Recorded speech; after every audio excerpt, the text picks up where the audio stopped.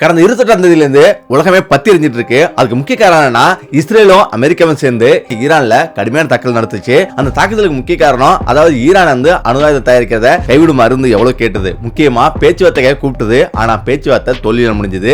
இதுக்கு பதிலடியா உடனடியா போர் அறிவிக்கப்படும் அமெரிக்க பிரதமர் ட்ரம்ப் தெரிவிச்சாரு. ஆனாலும் அதுக்கு ஈரான் எந்த ஒரு பதிலும் கொடுக்கல. உடனடியா அதுக்கு மூல காரணம் என்னன்னு அவர் யோசிச்சவங்க முக்கியமா அலி காமனி, அதாவது ஈரானோட உச்சபட்ச தலைவர் அலி காமனி தான் இதுக்கு மூல காரணமா இருப்பதா அவங்க நினைச்சாங்க. அதனால அலி காமனியை வந்து அழிக்கிறதுக்கு முடிவு பண்ணாங்க. கடந்த ஒரு மாச காலமாவே, அதாவது அமெரிக்காவுடைய சிஐஏவும் இஸ்ரேலுடைய மொசாட் உளவுத்துறையும் சேர்ந்து அவரை கடந்த ஒரு மாதமா கண்காணிக்கிறாங்க. இப்ப அவரு எங்க இருக்காருன்னு தெரிஞ்சுக்கிறாங்க.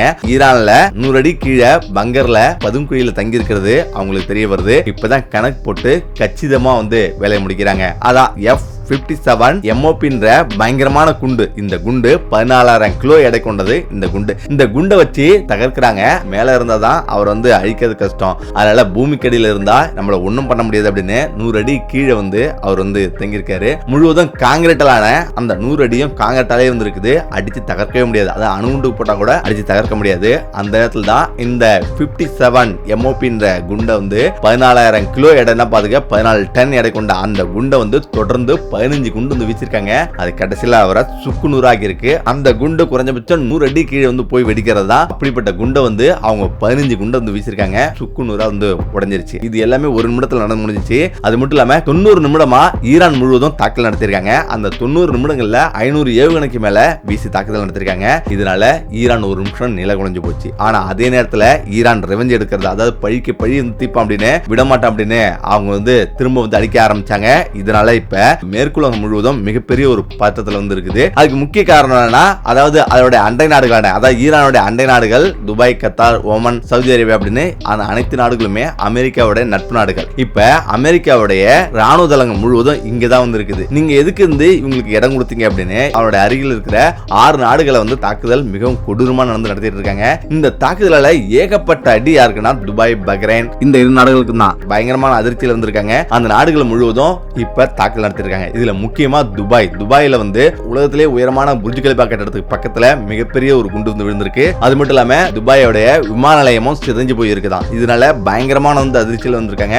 துபாய்க்கு தொடர்ந்து குண்டுகளை வீசிட்டே இருந்திருக்குது ஈரான். ஆனாலும் தடுப்பு ஏவுகணை வச்சு எவ்வளவு வந்து தடுத்து பாக்குறாங்க.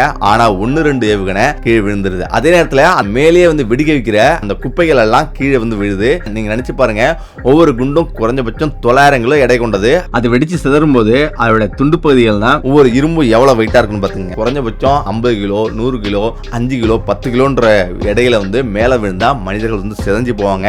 அந்த அளவுக்கு தான் வந்து ஆங்காங்கே வானத்திலே வெடிக்கிற அந்த குண்டுகளோட குப்பைகள் எல்லாம் கீழே வந்து விடுறதால மிகப்பெரிய சேதம் வந்து ஏற்படுது. அண்டை நாடுகள் 6 நாடுகளும் வந்து பெரிய அளவில் பாதிக்கப்பட்டிருக்கு. இந்த நாட்டுடைய அமெரிக்க ராணுவ தளங்களை குறி வச்சு மிகப்பெரிய தாக்கல் நடந்திருக்கு. இதுல முக்கியமா பஹ்ரைன்ல அமெரிக்க ராணுவ தளத்தை தரமட்டமாக்கிருக்காங்க. திரும்ப பயன்படுத்த முடியாத அளவுக்கு தாக்கல் நடத்திருக்கிறதா சொல்றாங்க. அதே நேரத்துல ஈரான் அரசு என்ன சொல்லுது அப்படின்னா, நாங்க இதுவரையிலும் 500 அமெரிக்க வீரர்களை கொண்டிருக்கோம் அப்படின்னும் எங்க தாக்குதல்ல இறந்திருக்காங்க அப்படின்னும் அவங்க சொல்றாங்க. ஆனா அமெரிக்கா அதை மறுத்திருக்கு. எங்களுடைய ராணுவ வீரர்கள் வந்து 3 பேர் இறந்திருக்காங்க, நிலைமை கொஞ்சம் மோசமா இருக்கு அப்படின்னு அமெரிக்கா சொல்லுது. அதே நேரத்துல இப்ப மிகப்பெரிய ஒரு பிரச்சனைனா லெபனான் இதுல குதிச்சிருக்கு. அதாவது ஈரானுடைய முக்கியமான நட்பு நாடு அப்படின்னா லெபனான்ல கடந்த 2024 மிகப்பெரிய ஒரு போர் நடந்தது லெபனானுக்கும் இஸ்ரேலுக்கும். அந்த போர்ல வந்து ஆயுத இந்திய போராளிகள் வந்து ஹிஸ்புல்லா அமைப்பினர் பெரிய லெவல்ல போரிட்டாங்க.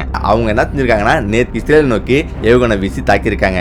இப்ப லெபனான் நோக்கி இஸ்ரேல் மிகப்பெரிய தாக்குதல் வந்து முன்னெடுத்திருக்கு. அதனால மிகப்பெரிய அளவுல இப்ப தாக்குதல் நடத்திட்டு இருக்கு இஸ்ரேல். இந்த போர் மிகப்பெரியதா வந்து வெடிச்சிருக்கு. லெபனான இஸ்ரேல் தாக்குனா அது சாதாரணமா முடியாது. ஏன்னா அவங்களுடைய தாக்குதல் மிகப்பெரியதா இருக்கும், இவங்களுடைய தாக்குதல் மிகப்பெரியதா இருக்கும். இந்த இடத்துல தான் அமெரிக்காவுடைய நட்பு நாடுகள் துபாய், ஐக்கிய அரபு அமீரகம், கத்தார், பஹ்ரைன் இந்த நாடுகள் எல்லாமே கண்டனம் தெரிவிச்சிருக்கு. அதாவது உங்களை தாக்குனது அமெரிக்கா தான், அமெரிக்காவை தாக்குறதுக்கு பதில் எங்க நாட்டை தாக்குறீங்களே, இது மிகவும் கண்டனத்துக்குரியது அப்படின்னு அவங்க சொல்றாங்க. இதனால பாதிக்கப்பட்டது மிகப்பெரிய அளவுல துபாய், கத்தார் போன்ற நாடுகள்ல மிகப்பெரிய அளவு பாதிக்கப்பட்டிருக்கு. அதுக்கு முக்கிய காரணம்னா விமானங்கள் எல்லாமே தடை செய்யப்பட்டிருக்கு. கடந்த 2 நாட்களாவே தடை செய்யப்பட்டிருக்கு. ஒரு நாளைக்கு இழப்பு 2000 கோடிக்கு மேல இழப்பு ஏற்பட்டிருக்கு துபாய் அரசுக்கு. அதே நேரத்துல அங்கிருந்து விமானங்கள் எதுவுமே வேற நாட்டுக்கு போறதில்ல. அதாவது பல நாடுகளுக்கு இணைப்பு தான் வந்து துபாய் விமான நிலையம். அதாவது பல நாடுகள் உள்ளவங்க அங்க வந்து வேறு விமானத்துல ஏறி பயணிப்பாங்க. அதனாலேயே மிகப்பெரிய இழப்பு வந்து ஏற்பட்டிருக்கு. இது இல்லாம கச்சா எண்ணெய் வெளியேறது நிப்பாட்டி நிப்பாட்டிருக்கு, சுற்றுலா பயணிகள் நிப்பாட்டிருக்காங்க. மொத்தத்திலேயே அந்த நாடு வந்து உறைஞ்சு போயிருக்கு. இப்ப எல்லோருமே கவலையா வந்திருக்காங்க. ஆனா அதே நேரத்துல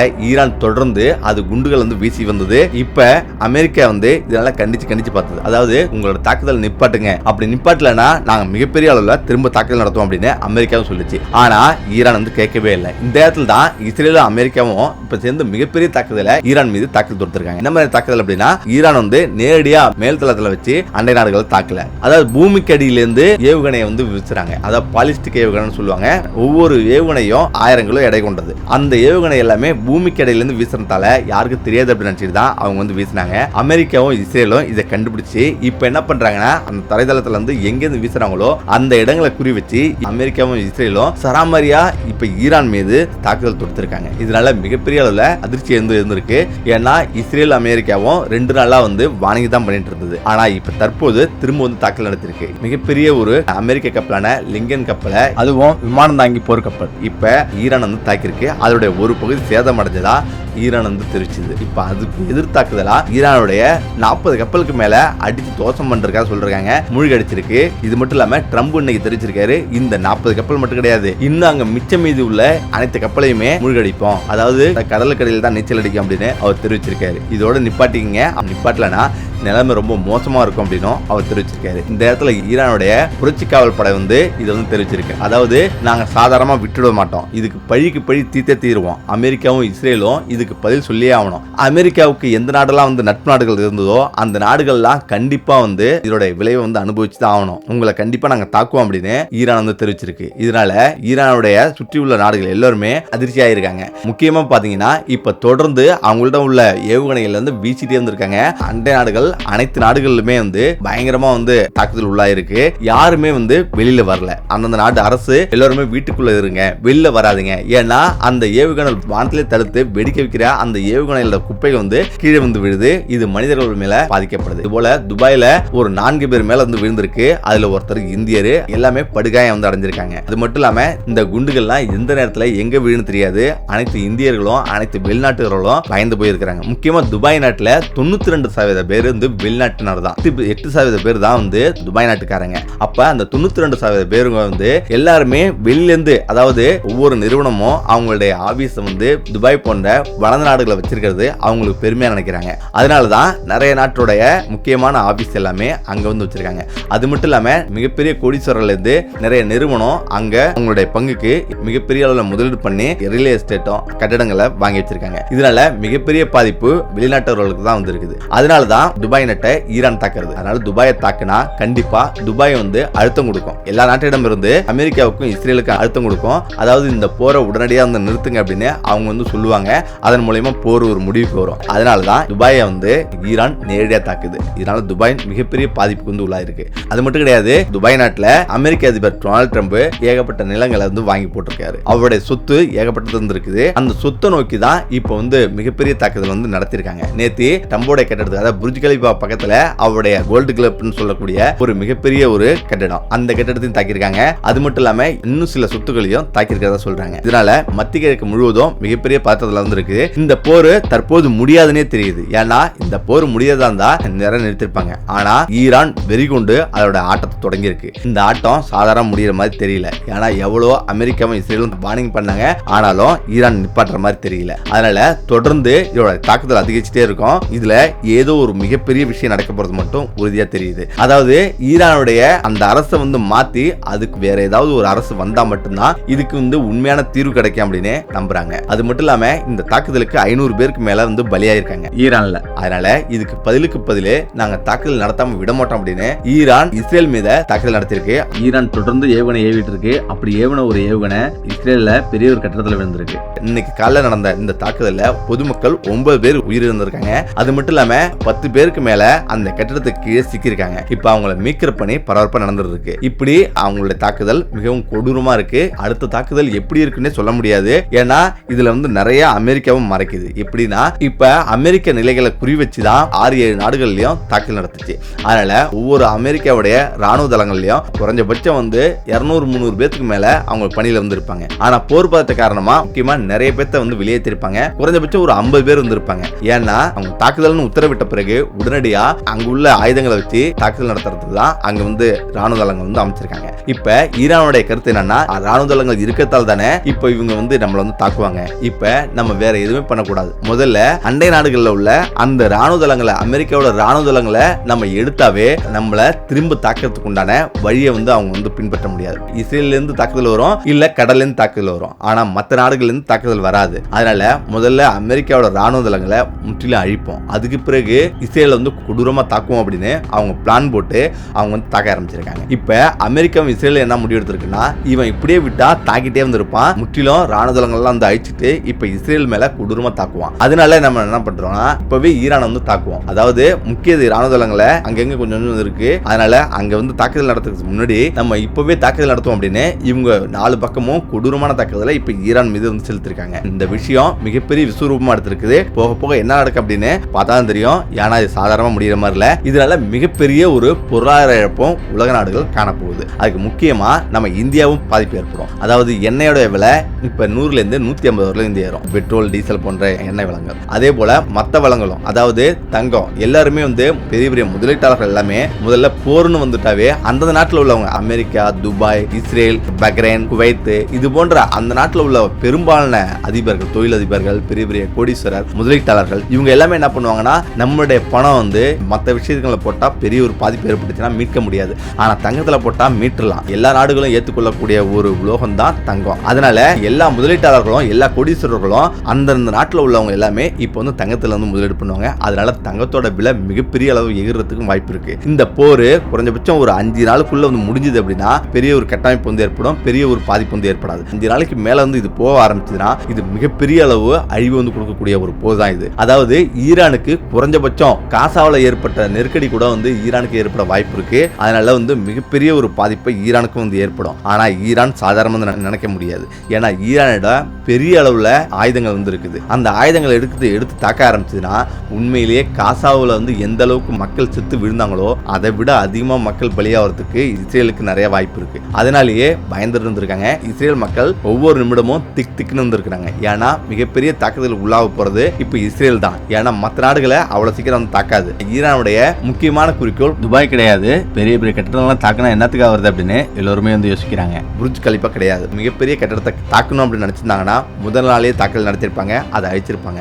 ஆனா அதை தாக்கல் நடத்தினா அது ஈரானுக்கு மிகப்பெரிய பாதிப்பு வந்து ஏற்படுத்தும். ஏன்னா உலக நாடுகள் எல்லாமே ஈரானை வந்து எதுக்க ஆரம்பிப்பாங்க. அதனால முக்கியமா பெரிய கட்டிடமான அந்த புர்ஜ் கலிஃபா கட்டடத்தை தாக்கவே மாட்டாங்க. அவங்களுடைய இலக்கு வந்து பொதுமக்களை சாகடிக்கிறது கிடையாது, அதாவது மிகப்பெரிய அழிவை வந்து ஏற்படுத்துறது கிடையாது. அவங்களுடைய இலக்கு அமெரிக்காவுக்கு ஏதாவது ஒரு பாதிப்பை வந்து ஏற்படுத்தணும். அதாவது இங்க அடிச்சா அங்க வலிக்கும், அந்த மாதிரி தான் அவங்களுக்கு. அதாவது முக்கியமான நட்பு நாடு யாருன்னா அதுல வந்து துபாய், பஹ்ரைன், கத்தார், இந்த மாதிரி 6 நாடுகள் வந்து சுத்தி வந்து இருக்குது. அது எல்லாமே அமெரிக்கா சப்போர்ட்டா இருக்கு. அதனாலதான் அமெரிக்காவோட ராணுவ தளங்கள் எல்லாமே அந்த அண்டை நாடுகள் வந்து பலமா வந்து வச்சிருக்கு. நாளைக்கு மிகப்பெரிய போர் ஏற்பட்டதுன்னா இங்க இருந்து வந்து பெரிய தாக்குதல் நடத்துவோம் அப்படின்னு வச்சிருக்காங்க. ஆனா அதனாலதான் அந்த தாக்குதல் நடத்தக்கூடாது, அந்த தாக்குதலுக்கு முன்னாடியே நம்ம எச்சரிக்கை ஆகணும் அப்படின்னு அவங்க ராணுவ தளங்களை குறி வச்சு இப்ப தாக்கிட்டு வந்திருக்காங்க. இதெல்லாம் கடந்து போனா எதுக்காக வந்து எல்லாமே முஸ்லீம் நாடுகள் தானே, இவங்க எதுக்கு வந்து ஈரானுக்கு எதிர்ப்பா வந்திருக்காங்க? துபாய், கத்தார், பஹ்ரைன் போன்ற நாடுகள், லெபனான் தவிர, அங்க லெபனானும் பாலஸ்தீனம் மட்டும்தான் ஈரானுக்கு துணை நாடு அப்படின்னா இந்த 2 நாடுகள் மட்டும் தான் இருக்கு. மத்த எல்லா நாடுகளுமே வந்து இதுக்கு எதிர்ப்பா தான் இருக்கு. அதுக்கு முக்கிய காரணம் சியா முஸ்லீம்கள் தான் ஈரான்ல இருக்குது.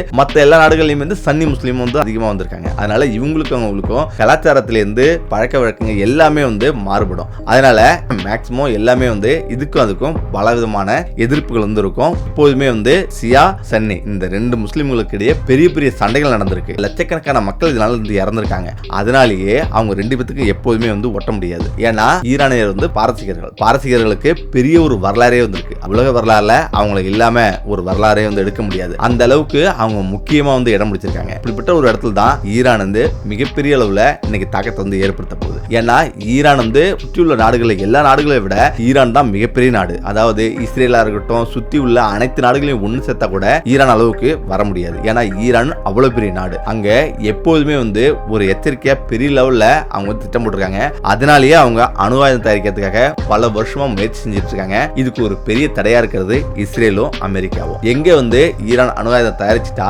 அது மிகப்பெரிய அச்சுறுத்தலா வந்து அமெரிக்காவுக்கும் இஸ்ரேலுக்கும் இருக்கும் அப்படின்னு அவங்க தெரிஞ்சுக்கிட்டு தான் இந்த மாதிரி மாதிரி மிகப்பெரிய தடையை வந்து வச்சுட்டு வராங்க. அதாவது பொருளாதார தடையில ஆரம்பிச்சு அந்த அரசு எப்பெல்லாம் வந்து அணு ஆயுதத்தை வந்து யுரேனியத்தை வந்து செறிவூட்டுறாங்களோ அப்பெல்லாம் அவங்களுக்கு இடையில தாக்கல் நடத்தி அவங்களுடைய செறிவை வந்து தடுக்கிறதா அவங்களுடைய வேலையா வந்திருக்கு. இப்படி பலவிதமா வந்து முயற்சி பண்ணிட்டே இருந்திருக்காங்க. இதை வந்து செஞ்சுட்டே தான் இருக்காங்க. ஆனா உலக நாடுகள் பலவிதமும் எல்லாமே எதிர்ப்பு தெரிவிச்சிருக்கு. இந்தியா கூட அமெரிக்காவுக்கும் இஸ்ரேலுக்கும் கண்டனம் தெரிவிச்சிருக்கு. ஈரான்ல அத்துமீறி இது போல ஒரு அதிபரை கொண்டது மிகப்பெரிய தவறு அப்படின்னு இந்தியாவும் தெரிவிச்சிருக்கு. அதே போலதான் உலக நாடு முழுவதும் தெரிவிச்சிருக்கு. இதெல்லாம் விட உலக நாடு முழுவதும் இப்ப வந்து போராட்டம் நடந்துருக்கு. அதாவது நம்ம தமிழ்நாட்டுல சென்னையில கூட அமெரிக்க தூதரகத்துக்கு எதிர்ப்பா பயங்கரமா வந்து போராட்டம் பண்றாங்க. அதே போல இந்தியா முழுவதும் உள்ள அமெரிக்க தூதரகத்துக்கு ஏத்த மாதிரி போராட்டம் நடந்துருக்கு. உத்தரப்பிரதேசம், காஷ்மீர் அப்படின்னு எல்லா இடங்களும் நடக்குது. முக்கியமா பாகிஸ்தான்ல மிகப்பெரிய நடந்துருக்கு. அதுலதான் அமெரிக்க தூதரகத்துல நேற்று காலையிலேயே அமெரிக்கர்களை அடிக்கிறதுக்காக போயிருக்காங்க. இந்த இடத்துல தான் அவங்கள தடுக்கிறதுக்காக அங்க உள்ள ராணுவத்தில இருந்து எல்லாமே முயற்சி பண்றாங்க. ஆனாலும் முடியல. கைமீறி போனதால இப்ப அவங்கள சுட்டிருக்காங்க. அதுல 10 பேர் பாகிஸ்தானியர்களும் இறந்திருக்காங்க. இப்ப ஈரான்லயே பயங்கரமா மக்கள் எல்லாம் போராட ஆரம்பிச்சிருக்காங்க. மிகப்பெரிய அளவுல ஒரு ஆதரவும் எதிர்ப்பும் வந்து உலகத்துல கிளப்பிருக்கு. முக்கியமா அலி காமனி கொண்டது நல்லதா இல்லையா அப்படின்னு கேட்டீங்க அப்படின்னா ஒரு விதத்துல அந்த நாட்டு மக்களுக்கே நல்லது. ஏன்னா பலவிதமான அடக்குமுறைகளுக்கு ஆளானவங்க தான் ஈரானியர்கள். அந்த அடக்குமுறைக்கு அலி காமனி ஒரு முக்கிய காரணமா வந்திருந்தார். உலக நாடுகள்லாம் ஒரு பாதையில போவோம், ஈரான் மட்டும் ஒரு பாதையில போவோம். பெண்களை மிகப்பெரிய அளவுல அடக்குமுறை பண்ணாங்க. அதே போல அரசுக்கு எதிராக போராடுறவங்க எல்லாமே தூக்குல போட்டாங்க. அதனால ஈரானியர்களை பெருவாரியான மக்கள் ஈரான் அரசுக்கு எதிர்ப்பாகவும் இருக்கு, அதே போல அவங்களுக்கு ஆதரவாகவும் இருக்கு. ஆனா புரட்சி காவல் பட எந்த அளவுக்கு அடுத்தடுத்த முடிவுகளை எடுக்கும் அப்படின்றதுதான் எல்லா நாடுகளுமே எதிர்பார்க்குது. இதுக்கு பிறகுதான் உலக நாடுகளிலேயே அமைதி ஏற்படுமா ஏற்படாதா அப்படின்னு தெரிய வரும். ஏன்னா அமெரிக்கா இஸ்ரேலிடையே இதுக்கு மேல இணக்கமா போனாங்க அப்படின்னா அந்த நாட்டுக்கு ஒரு பிரச்சனை இல்லை. ஆனா இதுல இருந்து கிளத்திலிருந்து மீண்டும் இந்த யுத்தத்தை வந்து ஆரம்பிச்சாங்க அப்படின்னா சீனா எல்லாமே வந்து இதுல கண்டனம் தெரிவிச்சிருக்கு. நாங்களும் அடுத்ததான் வந்து இறங்குவோம் அப்படின்னு அது தெரிவிச்சிருக்கு. அதனால ஈரானுக்கு பெரிய பெரிய வல்லரசு நாடுகள் வந்து சப்போர்ட்ல வந்து இருக்குது. இருந்தாலும் அடுத்த நகர்வுகளை பொறுத்து தான் வந்திருக்கு இதோட விளைவு எந்த அளவுக்கு போகும் அப்படின்ட்டு. இந்த 2 நாள் பொறுத்திருப்போம். ஓகே, அடுத்த நகர்வுல சீக்கிரமே பார்க்கலாம். மீண்டும் அடுத்த சந்திப்போம். நன்றி, வணக்கம்.